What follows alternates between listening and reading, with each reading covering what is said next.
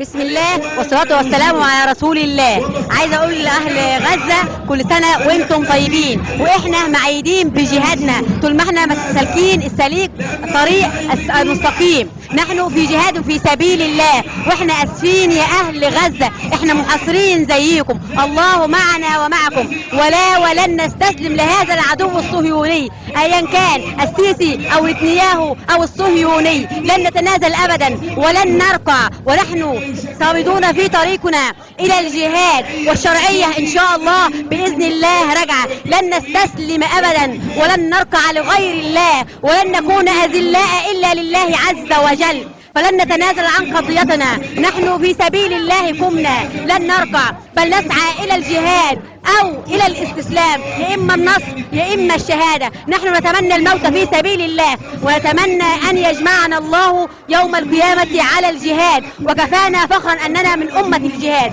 وحسبنا الله ونعم الوكيل. أطفال مصر بنستنكر اللي بيحصل في أطفال غزة، وإحنا معاهم لحد ما يحرروا أراضيهم، وإحنا بنقول لهم اثبتوا وإحنا معاكم وبندعي لكم في كل وقت. إحنا معاكم، ما تخافوش من أي حد، واضربوا تل أبيب دمروهم كلهم. إحنا معاكم لحد آخر لحظة.